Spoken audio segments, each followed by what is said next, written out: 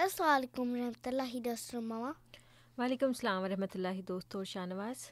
Welcome to our channel. Be sure today we are going to be reading a story from واقعات شیری. دوستو اور شاہنواز، جیسا کہ آپ جانتے ہیں کہ ہم نے یہ کتاب واقعات شیری شروع کی ہوئی ہے، جس میں چھوٹی چھوٹی کہانیاں جو کہ حضرت مسیح موعود علیہ السلام نے ہمیں سمجھانے کے لیے بتائی ہوئی ہیں. تو آج ہم جو کہانی شاہنواز آپ کو اور ہمارے دوستوں کو سنائیں گے، اس کا ٹائٹل ہے عاجزی اور انکساری. ٹھیک ہے؟ اچھا. بسم اللہ الرحمن الرحیم.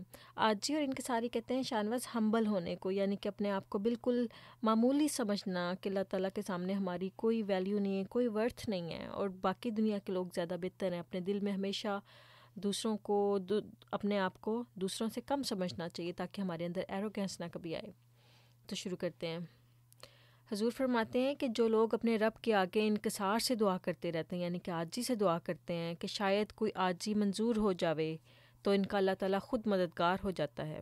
یعنی کہ جو انسان اپنے آپ کو بہت ہمبل سمجھتا ہے، بہت عاجز ہو کے رہتا ہے، اور یہ کبھی نہیں سوچتا کہ میں بہت اچھا ہوں، میں زیادہ اچھا ہوں، پڑھا لکھا ہوں، میں زیادہ پیارا ہوں، اور اپنے آپ کو ہمیشہ کم سمجھتا ہے، تو اور اس چیز سے ڈرتا رہتا ہے کہ شاید میری عاجزی اللہ تعالیٰ کو پسند آئے اور اللہ تعالیٰ میری دعاؤں کو قبول کرے اور مجھے میرا مددگار ہو.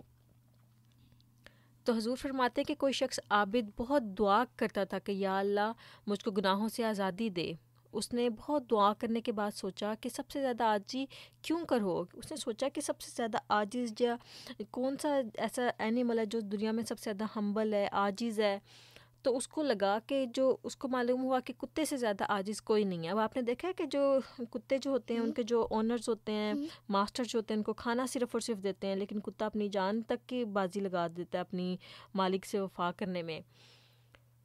تو اس نے سوچا کہ کتے سے زیادہ تو کوئی بھی عاجز نہیں ہے. تو اس نے کیا کیا کہ مسجد میں تو اس نے کتے کی آواز سے رونا شروع کر دیا، اور کسی اور نے سمجھا کہ شاید مسجد میں کتا آ گیا. اب وہ مسجد میں تھا اور کتے کی طرح وہ رو رہا تھا اللہ تعالیٰ کے سامنے کہ میں تو کتے سے بھی زیادہ برا ہوں، اللہ میاں میری دعائیں قبول کر لے اور میرے مددگار ہو.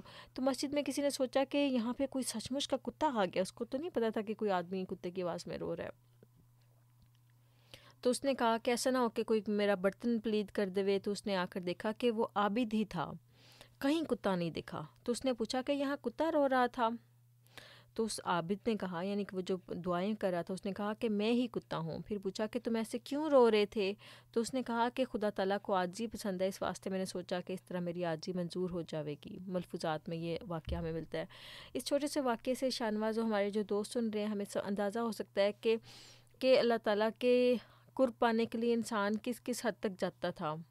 اور پھر حضرت مسیح السلام آئے اور انہوں نے ہمیں بتایا کہ کس طرح سے انسان کو اپنے دل میں سمجھنا چاہیے کہ وہ کسی سے بہتر نہیں ہے، اور ہمیشہ عاجزی کا رستہ اختیار کرنا چاہیے. اور یہ مثال کے طور پہ یہ واقعہ تھا جس کو بتایا گیا تاکہ ہمیں سمجھ میں آ جائے کہ ہم کسی سے بھی بہتر نہیں، ایون کسی جانور سے بھی ہم بہتر نہیں ہیں.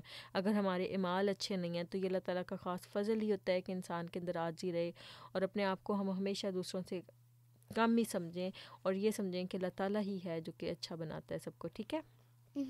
اس واقعے کو آنے والی ویڈیوز میں دوستوں ہم کنٹینیو کریں گے. تب تک کے لیے اللہ حافظ and don't forget to subscribe our channel.